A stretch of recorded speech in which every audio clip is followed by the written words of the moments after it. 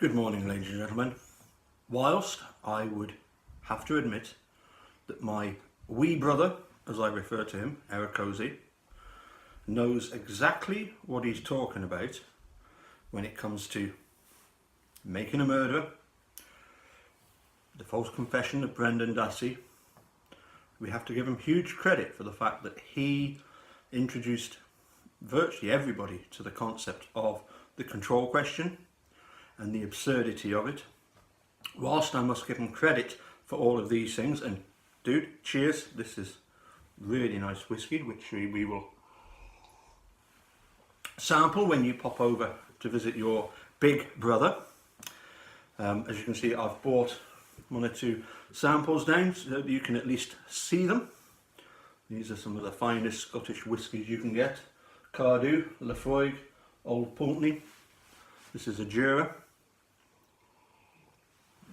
Whilst I have to give you credit for all of that, you are not being honest about the crunch debate.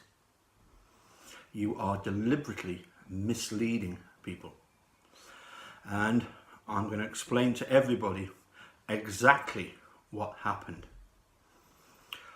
In one of my videos that I did very, very early on, I did my 25 greatest Americans, and I included in that Bert and Ernie. And it was almost like this sort of Fawlty Towers situation. Fawlty Towers is used by training companies to show hotel staff how not to treat customers. In the same way that Bert and Ernie's so-called interrogation and confession by Brendan is just the same. It is how not to do things. So Bert and Ernie were amongst my top Americans simply because, with them being exposed for their actions and for what the confession was, that for me makes that, in actual fact, some good can come out of such an evil act. Then Erekose followed up with his 25 favourite Brits, which, I mean, about 24 and a half of them, or 23 of them, were all Baldric, because he loves Blackadder. It was Blackadder in his various guises. Very little imagination when it came to coming up with famous Brits. And then one that stood out like a sore thumb when he mentioned Captain Crunch. So the next chat that I had with him, I said, by the way, you can't have Captain Crunch. You know, I'm 55 years old, living in Britain. I have never ever heard of Captain Crunch. He is definitely has nothing at all to do with Britain. And he then proceeded to talk about the fact that he's got a bushy moustache. So, again, what? So what if he's got a fucking bushy moustache? That doesn't make him British. So what if he's wearing a uniform? That does not make him British. And I want to stress the fact, he said Captain Crunch was British. All I was doing was saying, no, he's not. He never ever mentions that point. So anyway, the debate got rather heated. That's an understatement. It certainly got heated. I'll tell you what, some of the banter we had going back and forth, thinking about it, it was absolutely brilliant. But I'm going to get onto that point because that's another point that's very important, right? So our debate led to Mark Hodinet, the Aussie, who is usually very, very sensible. It led to the decision that we should both put forward oral arguments. This is when all the Seventh Circuit stuff was going down. So we decided to do our own version of that. So we both had our oral arguments, and then there would be a vote. And the judge was Judge Will Fox. See, Willis and Fox. That was Hodinet. Literally days before we were to submit our videos, I hear that the goalposts had been moved. Erekose was claiming that Captain Crunch is British. It wasn't simply a case of me saying, oh no he's not, because it was then moved to I have to now prove that Captain Crunch is American, which I did. Now, the vote closed on a Monday evening here in Galashiels at 8 o'clock. My 7 o'clock pupil I went to, I happened to mention about America and Captain Crunch, and she said, yes, I've been to America. I've had Captain Crunch cereal.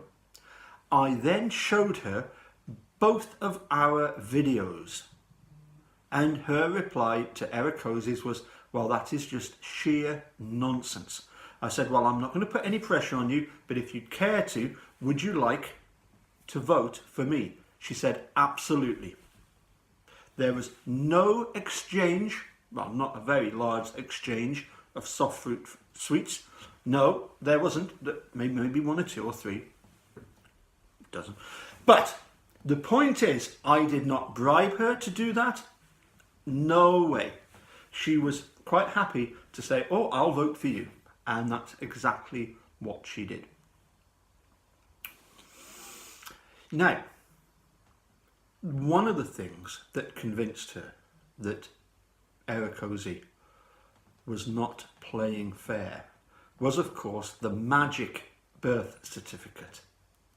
Where on earth did that birth certificate come from? Found out, dude. You've been found out. In fact, again, Erekose will never tell you this, but do you know who developed all of the evidence in this case, both favourable and unfavourable, was me, and I shared every bit of information with him. But he'll not tell you that. Oh no, no, he'll keep that to himself. He doesn't want you to know that. I wonder why. A bit like a CD kept in Fassbender's possession. He doesn't want you to know all of the facts. Another thing, he has a separate channel called Erekose on Doctor Who. If you want to actually check out and find out for yourself exactly what his arguments were, go to Erekose on Doctor Who. I'm telling you this because he won't. He doesn't want you to know the facts about this case. Another thing, I think that one of the reasons why he is so keen to debate me over Captain Crunch is the fact that I persuaded him to do a video wearing a kilt. Now, I should explain, my profile picture for YouTube is of me with my bow tie. When I did my first video, I did not wear my bow tie, and Sinister Smurf commented. We all know who Sinister Smurf is, by the way. She's very dangerous. I would warn you to tread carefully around Sinister Smurf. She said, what you should do is next video, wear your bow tie and tuxedo. And I said, well, yes, I will do that if Erekose wears his kilt, because I knew he'd got a kilt because he told me he was getting a kilt. Now, how was I to know that he hadn't ordered, along with the kilt, the sporran, the belt, the skiing do, the garter, and the flashes? I didn't know he wasn't getting all the gear. Normally, when somebody's selling you a kilt, they say, well, have you got this, that, and the other? You know, it's an obvious thing. I didn't know that. So when he did his video wearing his kilt, he looks like he's just about to go to some Edinburgh Girls' School. That's not my fault, dude. That was not my fault. I didn't know. And I've since suggested how you can improve your appearance. Okay? But I think he's just trying to take it out on me because of that video. Check it out. It's called Peace and Goodwill. Now, I'm just going to finish up here by pointing out that when it comes to my wee brother, yes, he's very good when it comes to the making a murderer stuff and the control question, but there's a dark side of the dude. In the words of Pink Floyd, there is a dark side of the dude. Catch you later. Bye for now. Cheers.